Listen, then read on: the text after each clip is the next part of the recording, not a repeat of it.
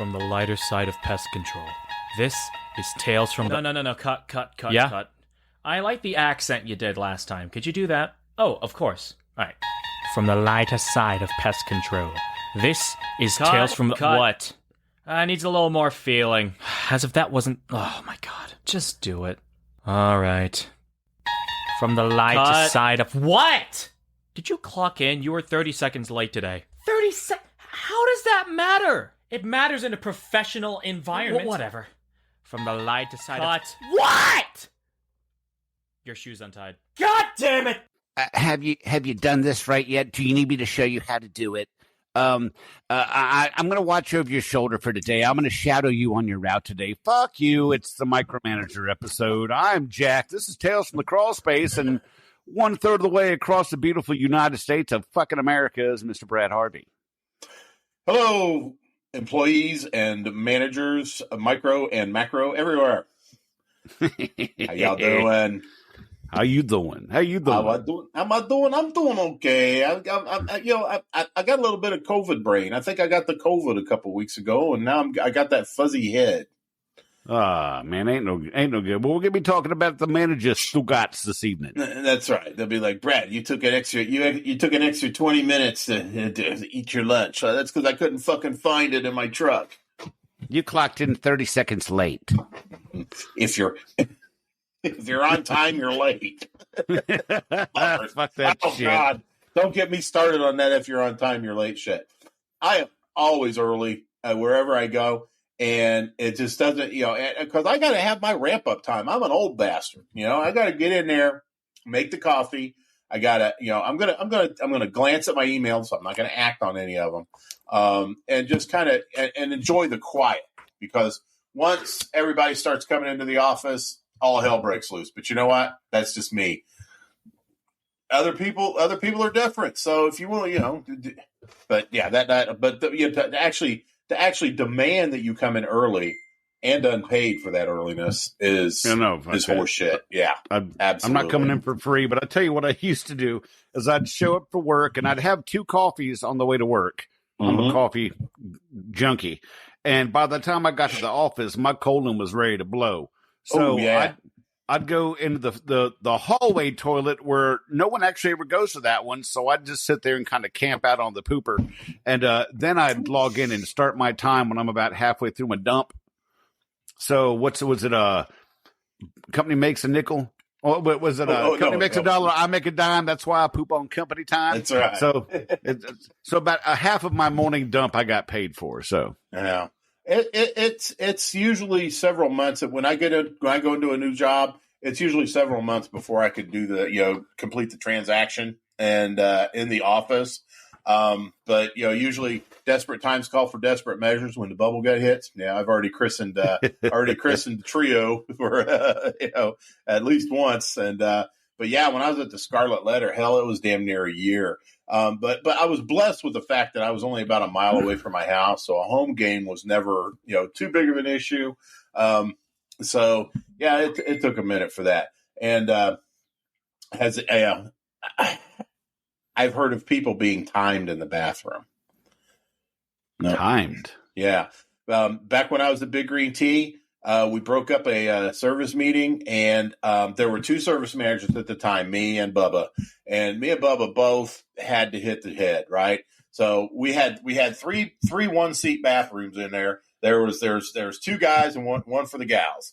And me and him both hit the bathroom. And next thing I know, I hear on both of our Nextels, because the walls are thin, I don't want 2 service managers in the bathroom at the same time. I'm just like, Jim, you have got to be kidding me.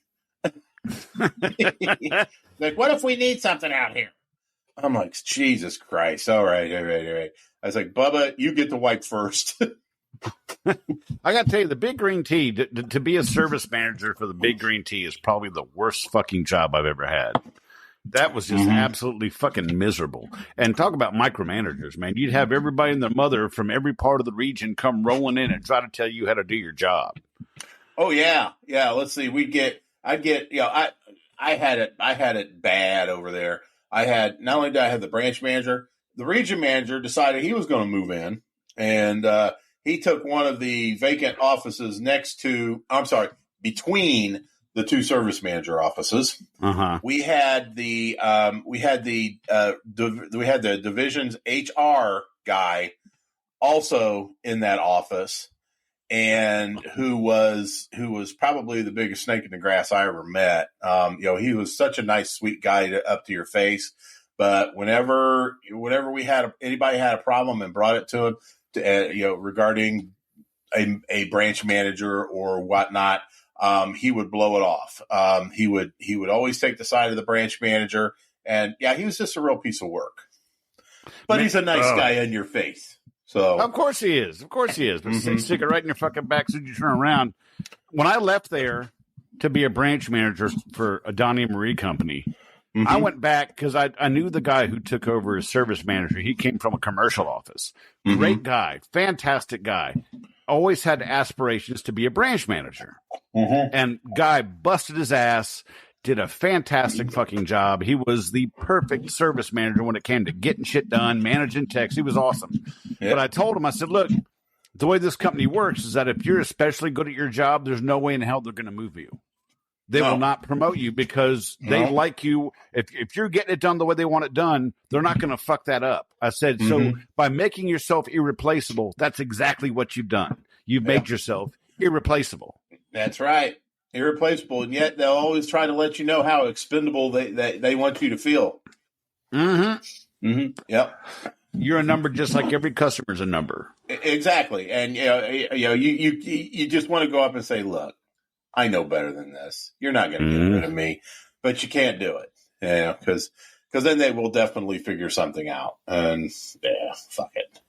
Oh, they'll do what they do when they acquire. We used to acquire all the Donnie and Marie companies. Is that they'll send you to the farthest fucking office that they can find away from where you live, and try to get you to commute through that until you get tired of it and quit, so you can't get unemployment.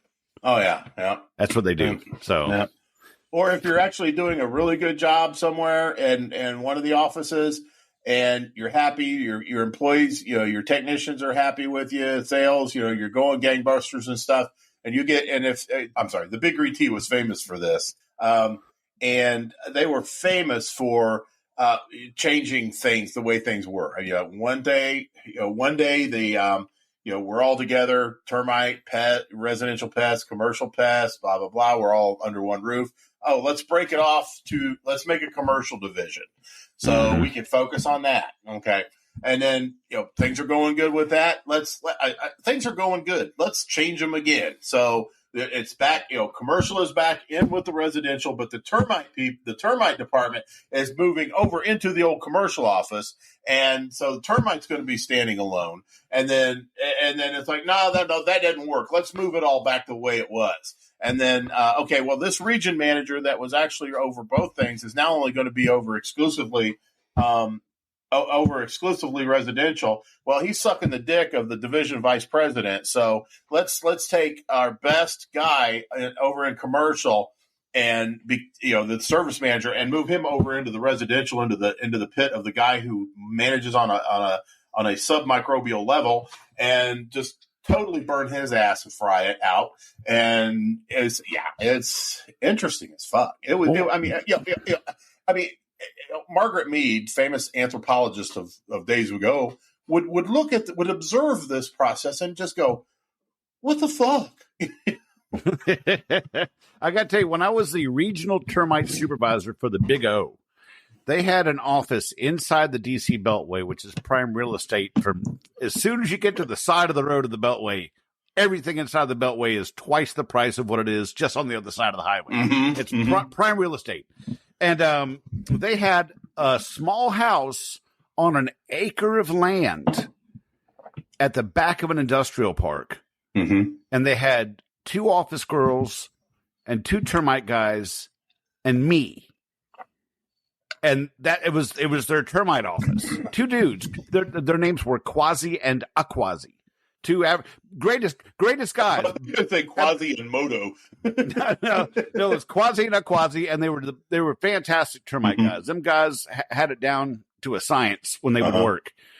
No talking between them, but when one was doing one, the other one knew exactly what his job was, and they got shit done right. They got it done clean. It was beautiful. It was quick. Fantastic guys. So Quasi, if you happen to be in here in this, love you guys. You're fucking awesome. But they had that prime real estate, 2 guys, 2 office girls, and me. And the problem was, since I was the regional termite supervisor, I had to run all the way to Western Maryland, all the way up to the Pennsylvania line, all the way down through Virginia. And I was on the road all the time. I put more windshield time doing that every day than I did when I was running a balls to the wall pest route. And it was ridiculous. But wasting all that money to just put 2 termite guys in this prime real estate. I mean, make a fucking office out of it. Get your money's worth out of it. Yeah, no kidding. Jesus Christ. Well, oh man. So, well, I tell you, I want to talk about one of our sponsors, pestdesigns.com. I was checking out that guy's webpage. He's got a special section just for us, but he's got a whole bunch of other stuff too. And it's really great stuff. And he's coming out with more designs every day. I think he just posted one today of a pest tech pissing on a roach.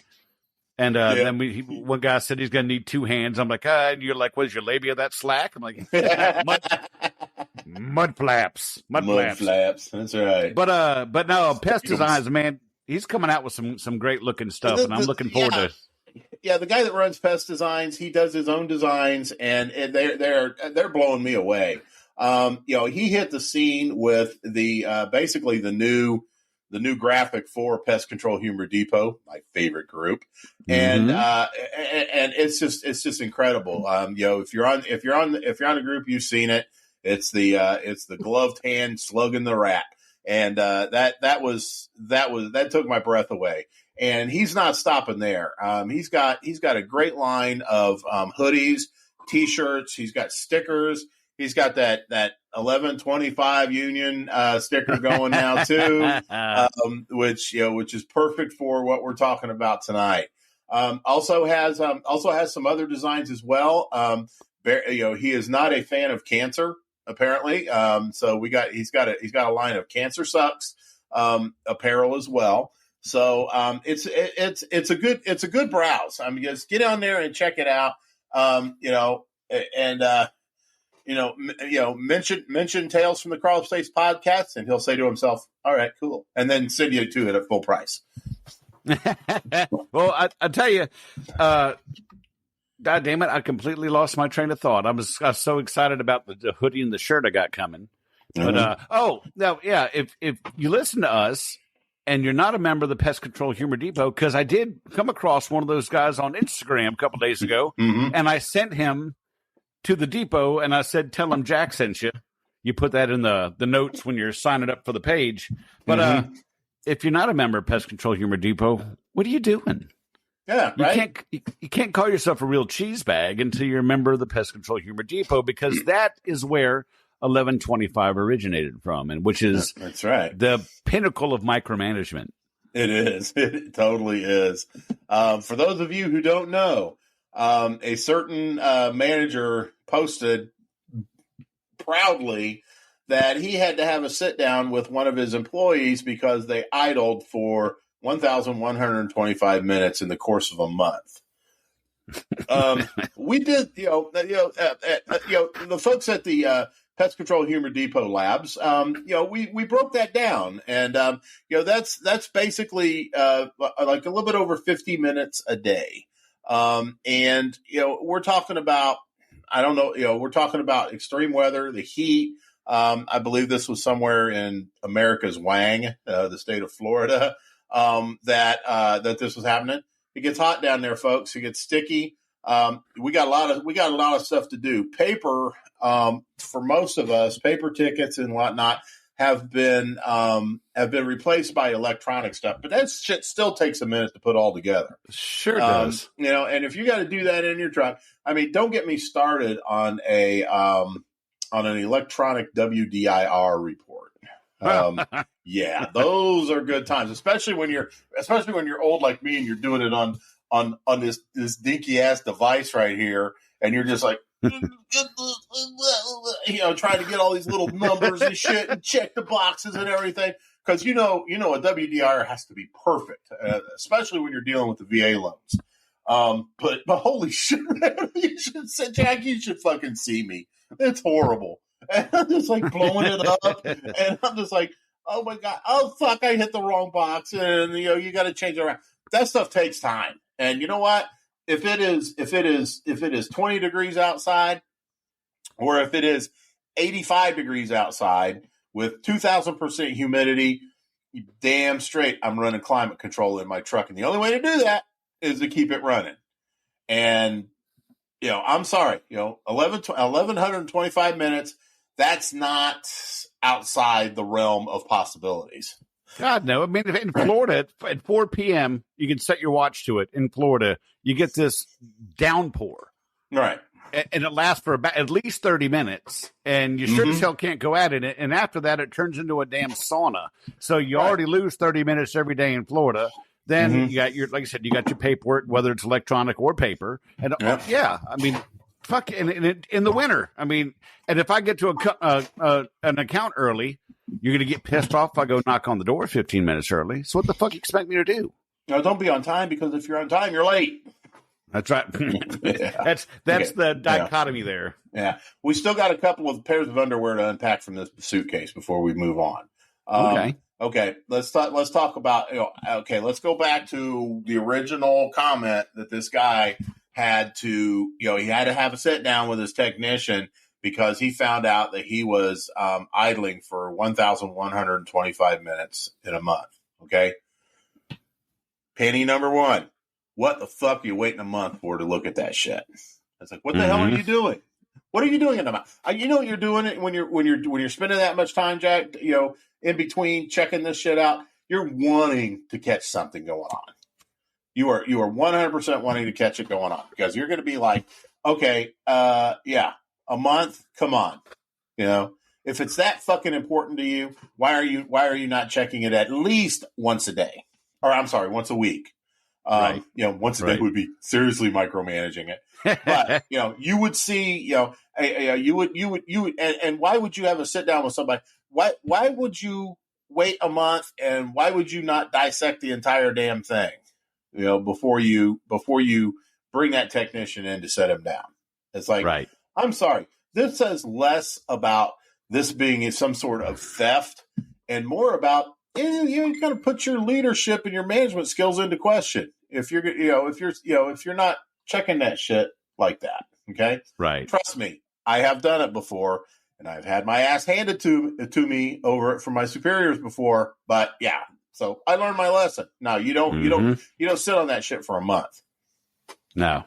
What's the second pair of panties? I forget. Well, I'll tell you, the thing is, especially with micromanagers, and I was having a conversation on a totally different topic, but this rule still applies. If someone's looking to find something wrong, whether it exists or not, they're going to find something because they will bend the narrative to suit what they're looking for. Right. So it's like, with 1,125 minutes in a month, if you break that down to 5 or 10 minutes each stop doing your paperwork in the vehicle when it's 100 fucking degrees or 20 degrees outside, all that's going to add up, but you're going to make it a problem even though it's completely realistic. So that's what micromanagers do. They'll find a problem where a problem doesn't exist just to justify their managerial position. Their existence. So, their existence. Yeah, without question. And that and they will always, and that's the one thing about micromanagers. Have you ever had a micromanager that micromanaged and was looking to catch you doing something right? No. Me neither. Neither. No. Mm-mm. All that shit was caught in real time. If I did something right, it was detected right away. I'd get my love for it, and then. But if it was something wrong, boy, that shit would fester. That would fester, and it would sit there until I did it again and again and again, because we thought that's the way we were supposed to do it, because nobody was saying shit about it. And yeah, so. Yeah. Well, I'll tell you, the company that I work for that I mentioned on the last episode about that guy leaving the Big O and going to it and getting a job and being real happy there. I will say, anytime a customer called in with a compliment, they didn't just write it on a card, stick it on a board. They fucking called you as soon as they hung up the phone and said, hey, man, I want to let you know this lady called, told us she did a fucking awesome job, and we think that's great. And it was the positive reinforcement is one of the things that makes it nice to work there. I mean, right, exactly. You know, it's like me, for instance. You know, for present day, we get, you know, when we get a 5-star review, the William the Magnificent, the Merciful, Magnificent, shoots us a little monetary love, right? And, you know, so, you know, that happens in real time. You know, he doesn't wait to pay us. You know, he does it, you know, right then and there. Hey, good job, good job, good job. Moreover, when something is going wrong, sideways, something needs to be improved, we find out about that right away as well. He doesn't sit on it. I don't know if it's because, you know, it's a good managerial skill to be able to address these things immediately. And I think part of it, Bill's part, is also because he may forget about it if he doesn't address it right away. You know, because like me, he is also old. So, but you know, God love him. That's how I think that. But one of the things about managers, let's take a micromanaging service manager or a branch manager. The general rule of thumb is micromanagers are usually managed by micromanagers. So let's put this into perspective. Say, I'll give you an example. Scarlet Letter. I am a branch manager, right? I would get emails regarding branch level operational concerns from the president of the company.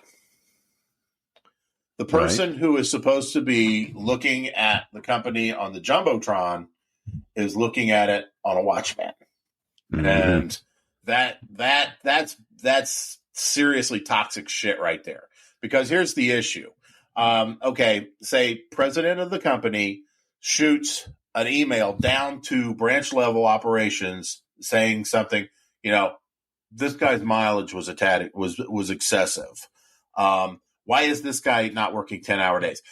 10-hour days, give me a fucking break, okay? You know, right. He got that. You know, they were worried more about the time that we were spending out on the routes than they were the money that we were bringing in. Which makes, you know, when you're paying somebody hourly, that makes absolutely no sense. If I could have a beast out there that's slamming out a full day on, you know, and only doing it in 6 hours, then I got me a diamond there, buddy. And, but no, holy shit, no, they want you out there for 10 fucking hours. So anyway, back to that, he you know, that president of the company shoots it all the way down to me. Now, that's not what happens, you know. That's like, you know, it's not a dry turd that he drops on me. It's one of those wet, fudgy ones that smears the bowl on the way down. So meaning he copies the operations manager, he copies his, you know, the main admin person, he copies the sales director, he copies the region manager, you know, all the way down. That turd just smudges all the fucking way down the bowl to me. And so not only am I getting that, you know, that stuff that I want to know what's going on from him, I'm getting 4 or 5 other emails on the same fucking issue from different people.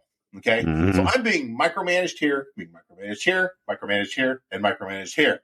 So yeah, that's why I call it my former company. Damn right. Yeah. Fuck them assholes. Well, let me tell you about some shitty companies here. I got some stories that we got submitted. You want to hear one? Of course I do, Jack. All right. My company uses Mentor to track our driving metrics. No idling. It's hooked up to the work phone instead. It uses a credit-like number ranking. This is almost like your social score in China. Company policy is that we stay over 710. However, our managers push to be the best in the region. Anyone under 750 would have to meet up with our service manager at some point in the day and have him ride along with you. Then you drop him back off when he decided you were done. As if the service manager doesn't have a million fucking better things to do with his time. Right. Right. Exactly. A credit score for your driving metrics. Really? I mean, look. Yeah, I mean, I know what company that is, and I know they used to have this thing that was plugged into the OBD2 sensor that if you went over a certain speed, the vehicle would beep. Beep, beep, beep, beep, beep. Crap. But and you had 30 seconds to back it down. So I'd have constant beeps interspersed with 30 seconds of silence, and then more beeps, and then 30 seconds of silence, because I'm trying to get to my next fucking job. So all it was beeps. I couldn't even listen to the fucking radios. That's not the least bit annoying, Jack. No. No. I mean, I'm sorry. When you're on the DC Beltway, that's like the Autobahn of the East, and everybody's driving like a bat out of hell, and you're actually holding up traffic if you're going the speed limit. So Wow. I was there in my termite rig, just hauling ass, listening to the beeps, backing it down so I don't get in trouble, and then jumping on it again. So fuck 'em. Right. Yeah. It seems to me that I think the vehicle monitoring is probably the biggest boil on the taint of all service technicians. It drives you nuts. Okay. And we get it. It's for insurance purposes. Vehicle insurance is out of this world expensive. And if you have these devices on there, it kind of brings things down a little bit. Now that said, these are also used as a way to micromanage your employees. Webcam is a perfect example. You could pretty much tell what's going on with a vehicle in an event, a crashy type event, with the cameras pointing out. You don't need to look at the reaction of the driver going, right. And you don't need to see that. No, you're looking at this. But yeah, okay. The truck is drifting off. It's going under you've got all these other things that you can look at. You can basically look at the dashboard, the instrument panel, and everything from the comfort of your own office. Let's get on with that. You've got the oil pressure. You've got the temperature. You've got the speed. You got this. You got that. There's no reason to have a camera constantly on the face of that technician. It's intrusive, and it's ridiculous. And I think it's a crock of shit. So I'm with you on that. And those little OBD2 sensor things, I found out that if you take a little square of Mylar, like those little emergency blankets, and then a piece of aluminum foil, and you cram it around that OBD2 sensor, the signal kind of sucks, and they don't really get too much of the information that they're looking to get. You just got to make sure you take it off in the evening before you leave the truck so they don't find it. But it works. Yeah.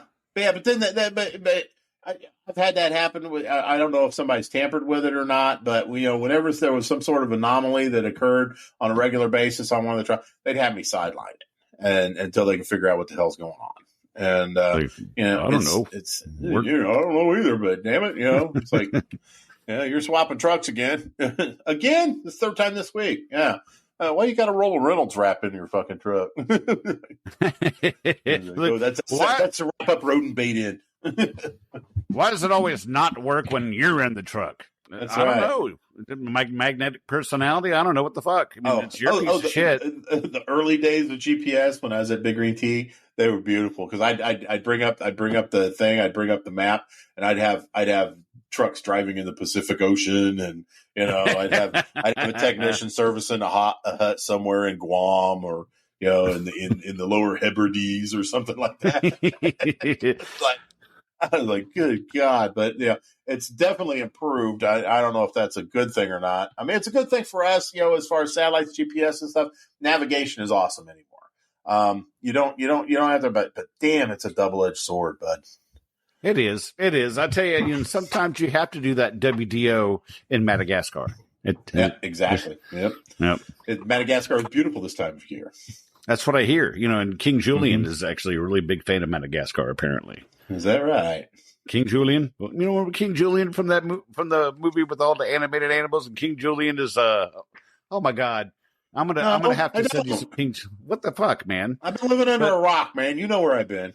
All right, goddamn it. Everybody else knows who the fuck King Julian is, so let's make fun of Brad about King Julian. Yeah, let's do that for that. Everybody get your jollies. I like to move it. I like to move it. Is that dude? But all right. Okay, I've heard of it. All right. God damn it. Okay. Yeah. My experience with a horrible boss was at a mom and pop shop that trained me for 3 days with a technician that hadn't even had a year's experience.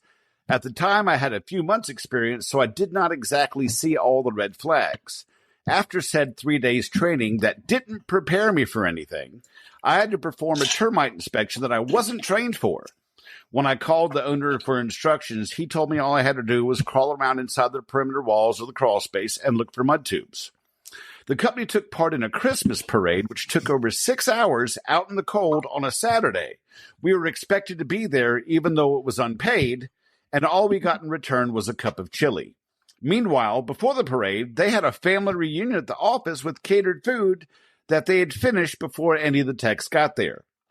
Not in the job description was the expectation to help family members with odd favors such as trapping next-door neighbors' cats and relocating them without the neighbors knowing.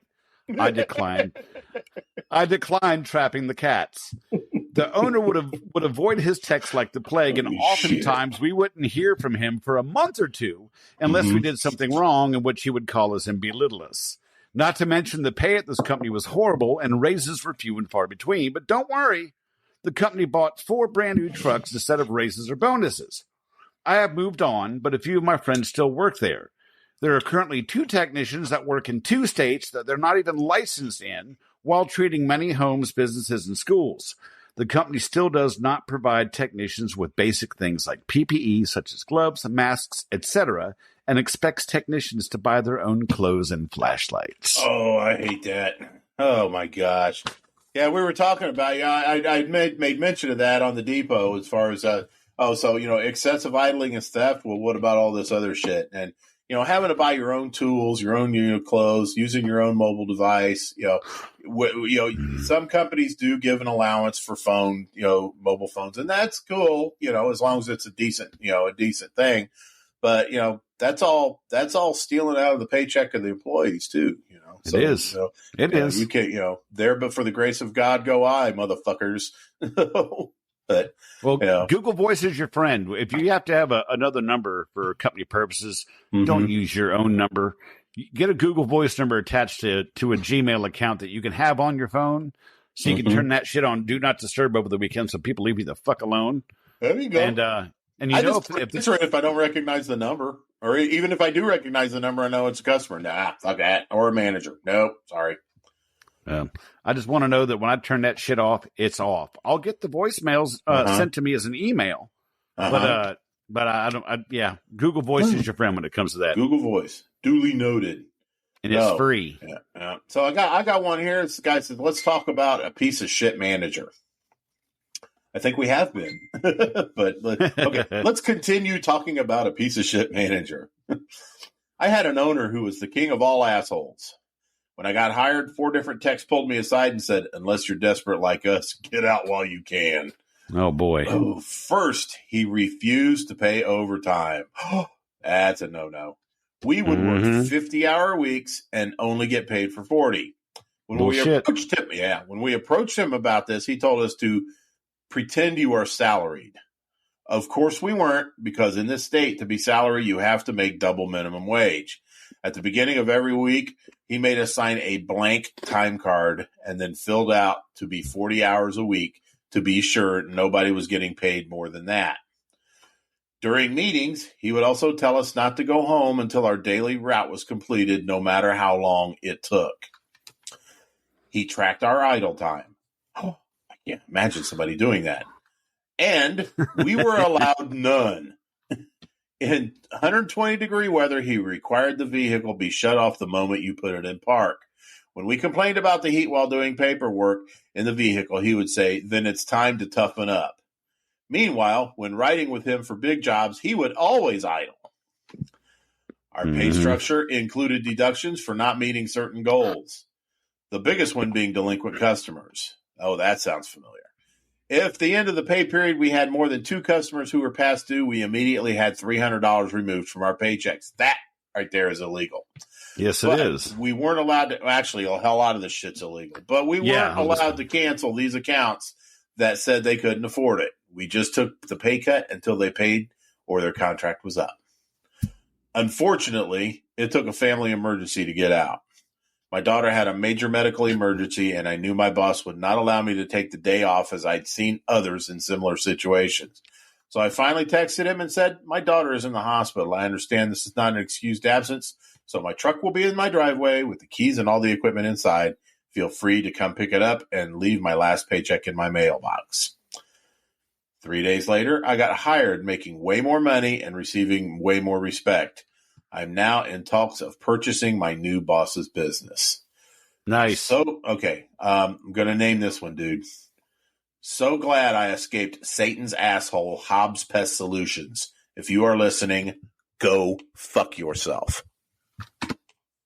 Yeah, you can suck it. If you're going to get on people for idling and you're idling yourself and nickel and diming them, how about you wrap your lips around that hot tailpipe and breathe deeply? I can't imagine how this guy actually got away with any of this. Any of this. It's horrible. Because, yeah, it is. It's terrible. It just breaks my heart to hear people thinking that they are so trapped in a job that they don't do anything about that. Well, you feel stuck. That's ridiculous. You feel stuck, and then the managers will say, nobody's hiring right now, blah, blah, blah, and try to dissuade you. Yeah. And one thing I learned as a manager is when people are complaining, generally everything's okay because people are going to blow off steam is what happens. Right. That's kind of what we're here for. But when people stop talking, that's when they're in the planning stages. So you know something's coming if they get quiet. So. Oh, yeah, definitely. Yeah, I mean, if you're complaining, you're complaining. I mean, there's things you complain about. Like getting a stop put on you at the end of the day or something like that. Ancillary stuff that's all part of the job. It's what we do and you grumble about it, but at the end of the day, you put your head down, you bulldoze through it, you get done.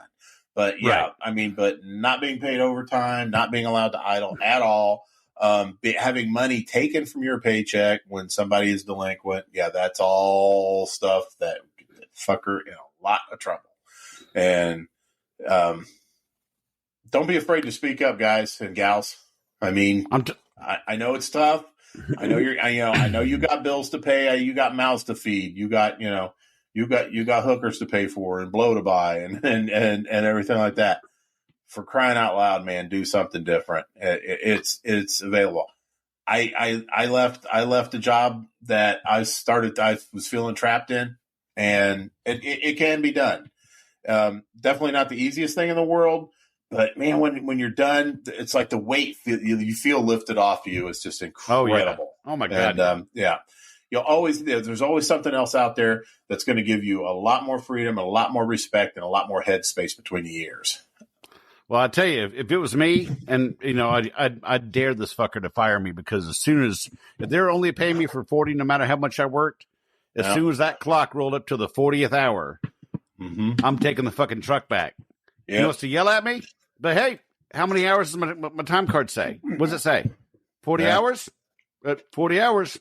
Fuck you, I'm going home. I'll be Cartman. Fuck you guys, I'm going home. I'm going home. Yes. You some bitches. You some bitches. Some bitches. Damn. But fuck that shit, man. Listen to this. This is a little short one for you.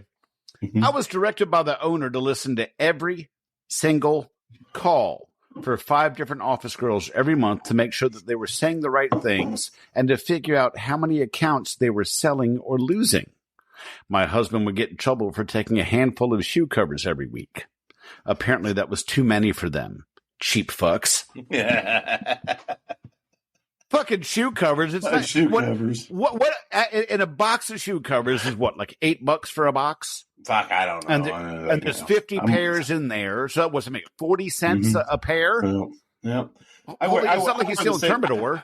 I wear the same pair like 20 or 30 times, but only because I forget to pick up more when I'm at the office.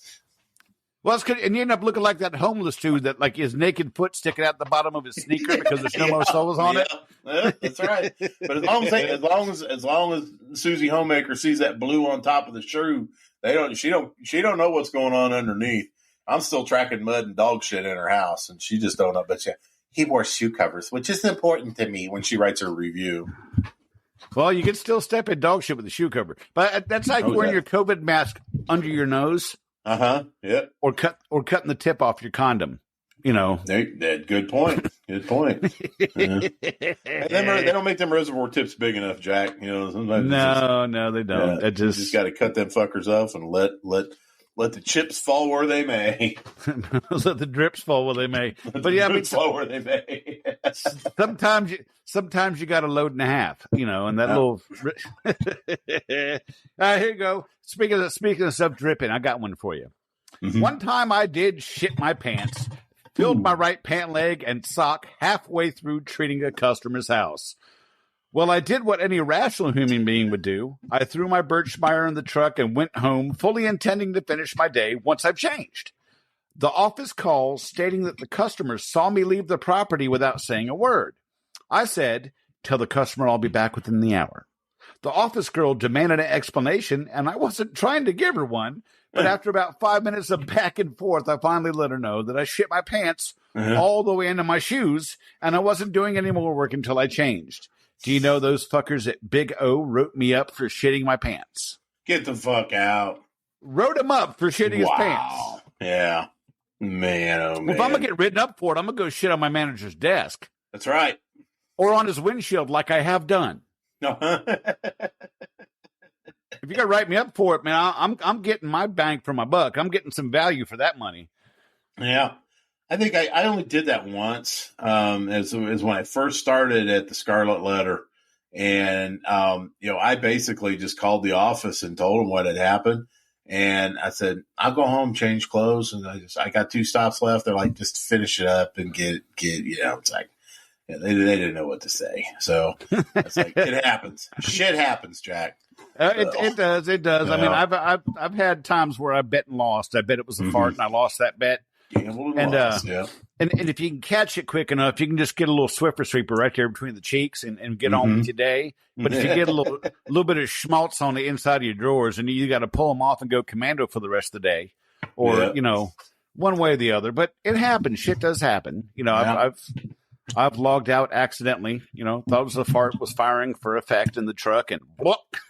You kind of feel that little ball form in between your cheeks, and you're just like, you get that look of surprise on your face, similar to the Stymie and the Little Rascals, and and it's like you just gotta. It's like, okay, do I move? Do I hold perfectly still until I can address the situation? Because you don't want to spread it around or anything. You just want that ball to just stay there. Don't move. Keep it. Please don't let it touch cloth. And it's like you're hoping the hairs are pulling together and teamwork to kind of mesh together and close everything up. But it's no use. You always end up with that streak. It sucks. You're sitting in traffic and you're whistle pigging the entire time. Yep, exactly. and the problem is that when that first little bit comes out, it's your exact body temperature, so you're not quite sure if it was just a fart or if there was something to it until about 15 to 20 seconds when it starts to cool and it starts squishing, and you go, oh, there is something in there. There's something in there. Oh man. Oh God. But yeah, for you new people out there, mention about shitting on stuff. When I worked for a different industry doing construction inspection, we had this micromanager of a boss that was getting on the office girl for trying to help give a technician who was going out to a job directions on how to get there because the directions he was given were bad. So he starts berating this guy over the phone, berates the office girl, and then fires her because she stands up for herself, which good for her. But then it kind of disseminated throughout the ranks. I was doing construction inspection. I was out in Union Bridge, Maryland, where they're building a big, huge concrete plant. And the office was back in Baltimore. So I got called to go back. We all had a mass exodus, all quit at the same time. And then when that asshole was having to stick around that office late that evening because everybody was gone, I went around back to where his truck was parked, climbed up on the hood, parted the Red Sea, and snapped a loaf, which was more of a hot sloppy ploppy, all over the windshield. I mean, I logged out all over the windshield of this truck. So downloaded some files. That's right. I dropped the kids off at the pool, but there was no water to be had in the pool. That's right. You got a delivery from UPS, and then let me show you what Brown can do for you, buddy. But yeah, if you're new to the show and you haven't caught that on one of the back episodes, I mean, first of all, get caught up. We'd love to hear what you think of the show. It's definitely a story that Jack loves to tell, and rightly so, because it is fucking precious. You know what else is precious? Segue from shitting on a windshield to a Tony Spangler tumbler. Oh, hell yeah. We are not professional broadcasters here, damn it. We will segue whenever. And I'm telling you what, man, Tony Spangler makes a hell of a tumbler, you guys. SpanglerArt.com is his gig and is his place to go. And, for an incredibly reasonable price, you, too, can get a 20-ounce metal sublimation tumbler with any image that you desire on there. I, in particular, have one of the First Lady of Pest Control Humor Depot, the lovely and vivacious Paula Benedict, who, by the way, will be on next week's broadcast.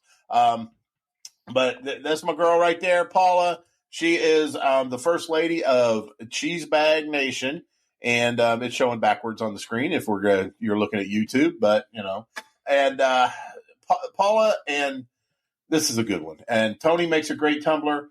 We've got the rubber disc on the bottom, and you Jack changed the words just to piss me off, didn't you? You damn straight I did. That joke could only go. But yeah, as you can see, it's you rub it in a circular motion, you rubber bottom, and then kind of focus slowly on there, and then tab it. And and when you get to that, the bottom of this tumbler will blow you a kiss.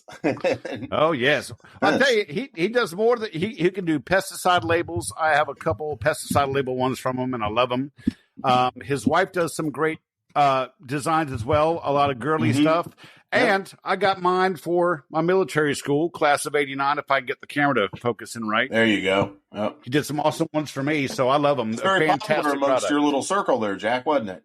You called. Oh yeah, you showed it on there, and I think your comments blew up from your brothers at the academy.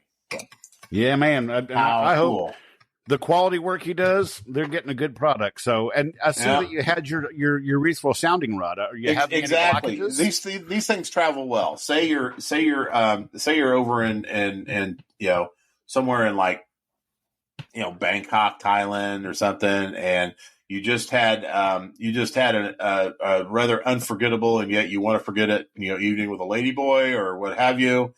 You get up the next morning, you take that morning piss, and it's just not coming out. And you know why it's not coming out. That was one messed up chick ish. And so so if you invested in a Tony Spangler tumbler from Spangler Art, your problems would be solved, because you have, with each tumbler comes a surgical stainless steel urethral rod. And this thing is hollow. It is maybe a little bit, it's about Hank Hill size. It's narrow. It's got a narrow urethra. And I'll tell you what, Bobby. And it's simple. You grit your teeth and try to relax as you reach your bladder, drain it out. Very good. And then it's off to the clinic for your penicillin. But yes, these come in damn handy on cases like that. They also make good drinking straws too. But we all know what they're there for. Well, I'll tell you, when it comes time to pleasuring your partner, if you leave the rod in there, you'll stay turgid whether your body's responding or not. So it's a good way to give your partner the loving they deserve. This has zero flex. I guess I could break it, but I don't want to. And it's the same business if you're using it for that purpose as well. It'll look like a baby's arm holding an apple. That's right. Your aim will be true with a Tony Spangler tumbler. Can you imagine the launching of the load through a turret like that? You'd leave exit wounds. She got a hole in the back of her head. Sorry about that, honey. You put an eye out, kid. That's right. You'll put your eye out. Oh, shit. Oh. Well, I'll tell you, micromanagers, when I was the manager of Donnie and Marie, one of the owners showed up for a little office review and checking everything out. And he sat me down and goes, look, you are a macromanager. You need to be a micromanager. I'm like, I'm not doing that. Well, why? We really need you. I said, look, the guys are doing their job. The office is making money. Customers are happy. If I start nickel and diming these guys, it's going to kill morale, which means the work quality is going to go to shit.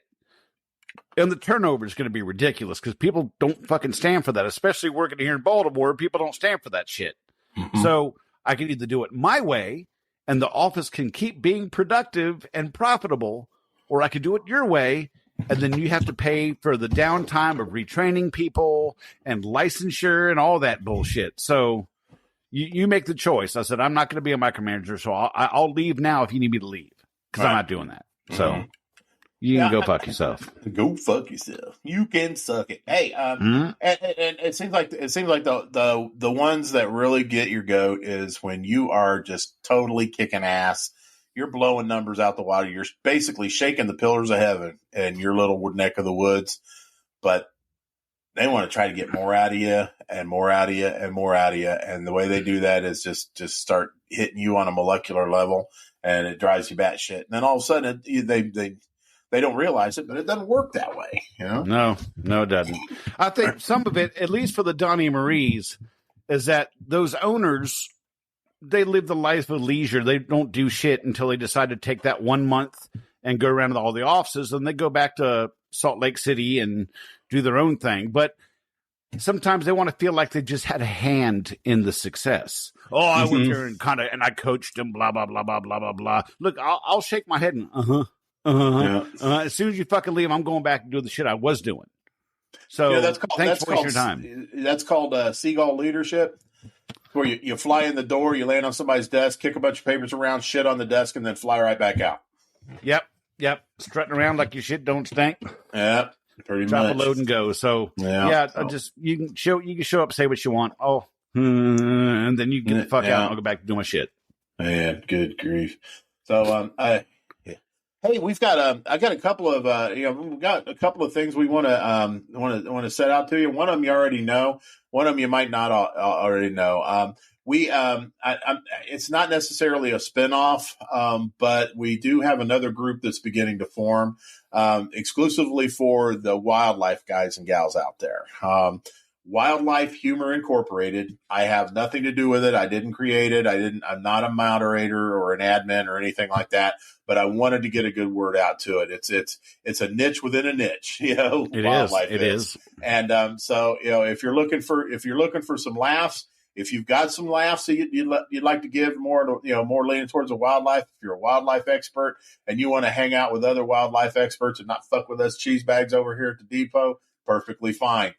Wildlife Humor Incorporated.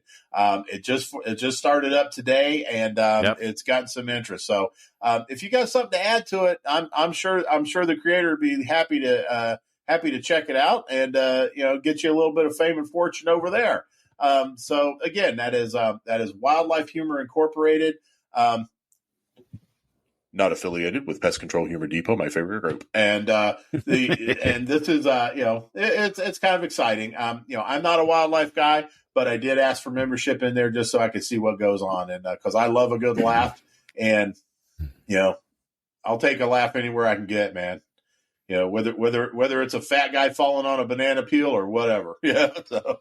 And it's not the Pest Cemetery or Critter McCool's page, so it's even not. better. I don't. It's not a place for douchebags to go and criticize other people's work. No. It's not. It's not some place to go call somebody. I don't know what the equivalent of a wildlife baseboard jockey is, but I guess we're going to find out when we're looking at this. So yeah, check it out. It's Wildlife Humor Incorporated. Awesome. Yeah, I joined that today. I got an invite, and it looks pretty cool from what I've seen so far. I wish them great success. As I did, and I'm looking forward to being a friendly neighbor for them. Hell yeah.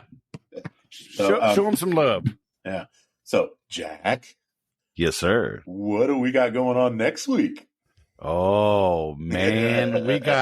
we have one half of the creation team for Apprehend bedbug treatment. She is a fantastic guest. What's her full name again, Brad? Her name is Dr. Nina Jenkins. Oh yeah, she's a hoot. She really is, and that woman's got a brain as big as all outdoors. And she's going to tell us all about Apprehend, how it works, hopefully the backstory of how she came up with the idea, and her partner in creating it. And it's going to be a fantastic show. And on top of that, hold that tumbler out for us again. We are going to have that lovely lady on the show with us because I've never used Apprehend. I'm looking forward to learning a lot, but Brad and Paula both had a lot to do with getting them on the show, and I think it's going to be a fantastic show. A little more serious than most of our shows, but we're all going to learn something, especially me. I'll tell you what, had I not read Paula's stuff about Apprehend, I would not have been interested in it. But once I got it from her and found out that William the Merciful had some on hand, I started using it. I started selling it, and holy shit, folks, I'm telling you what. So, Paula, once again, thank you. Paula is actually going to be more or less of a babysitter for us as well, wanting to make sure that, we don't talk about sloppy ploppies and, tongue punching somebody in the fart box while we have an actual legitimate professional person on our show next week. Yeah, I might have to hold back a little bit. I'll have to get it all out of my system before the show, so you're in for a hoot before we start recording. Really, last thing I need for her to hang up on us in the middle of the damn show. It's like, so the other 30 minutes we'd be like, apprehend good, good apprehend. Yes. It's oily. I'll be going. It's good.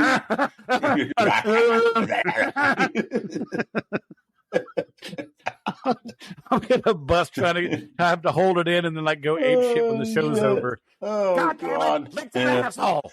No, but bottom line is we wanted her on the show because we want you guys to know. If you don't know anything about Apprehend, which I heard a lot of on the depot, it's like, what's Apprehend? What is it? I never heard of it. I never used it. We want to give you the information and the tools and stuff that you go up to your micromanager and say, hey, dickweed, I'd like to try this and this, and this. Give them a link to the show. We'll talk about it, and hopefully they'll give it a listen. Where there's probably going to be links aplenty talked about when so they can get all the information that they can on it, and so it is an incredible product, and I'm really looking forward to having a good coaching conversation with Dr. Jenkins and Paul, of course, for sure. Mm-hmm. It's going to be fantastic. I'm looking forward to it. Now, guys, everybody out there, questions. If you have questions about Apprehend that you would like us to ask Dr. Jenkins, we are here for you. We will get them. We will get those questions asked for you. Get her to answer them by hook or by crook. Hopefully, who's that? And just put them on Pest Control Humor Depot, my favorite group, and just post them on there. Message Jack or myself or, some of the other avenues that this guy has that I don't, like, Instagram or whatever the fuck. Just ask us, and we will ask Dr. Jenkins those questions and get answers for you. So, it's really, Jack's not used it. I've used it. Paul and I, we believe in this product that much that, we wanted to get this out to you. So, I think it's going to revolutionize the way we do things, at least in the bed bug arena. Sounds like it. It really does. I'm excited to learn all about it. Really, like I said, I've never had a chance to use it. The last thing I used was Crossfire, and I'm looking forward to learning something about it. Truly, it's gonna be awesome. Yeah, Jack and I are actually looking forward to having someone on the show that doesn't have any type of restraining orders or stuff against them. So, we know of. We may find out different when we go in depth with Dr. Jenkins, but you can get Brad at tftc.wtf. You can get me at Jack at tftc.wtf. Instagram is TFTC Podcast, and TikTok is TFTC 2.0. Message us any of those avenues, Facebook Messenger, on the Pest Control Humor Depot, our favorite group. There's many different ways to get a hold of us, to get questions in. And even if it's not a question about that, if there's anything else you want to bring up, you got an ID for a show, some comments, criticisms, whatever, let us know. And on top of that, getting decent reviews for the podcast really helps our algorithm and in search pages and everything. So if y'all think about algorithm, we mean egos. That too, yeah. I mean, I do lube up and start, treat myself like an amusement park when we get new. Yeah, good, every time we get reviews. I'll get on tftc.wtf, and when y'all leave a review on there, I just firm up all the more. Oh yeah, get a chub. So go to tftc.wtf, click the hamburger menu, and you'll see a little link for reviews. Go down there and let us know what you think. If you love the show, fantastic. If you don't love the show, click somewhere else and do something else. That's right. Yeah. If you don't like the show, maybe we recommend Pest Posse. That's right. There's a Critter McCool video just waiting for you. Well, Jack, I could tell by the empty glass of bourbon that we're about out of time. Yeah. Looks like you done run out of fuel for the podcast here. So yeah. Make sure y'all tune in, send your questions in, and get ready for next Friday. It's going to be a fantastic fucking show. Totally. God. So thanks again for listening to us and looking at our ugly mugs if you happen to be on YouTube. And on behalf of Jack and myself, Pest Control Humor Depot, my favorite group, we ask you to respectfully bug off. Bug off. Y'all come back now. You hear? Thanks for listening to Tales from the Crawl Space podcast. You can find us on just about every single podcast outlet there is online. So be sure to subscribe, and we'll have a new episode next week. Don't forget, you can find us on Instagram at TFTC Podcast, on Twitter at Crawl Space Tales, and you can also find us on Facebook at the Pest Control Humor Depot. See you next week.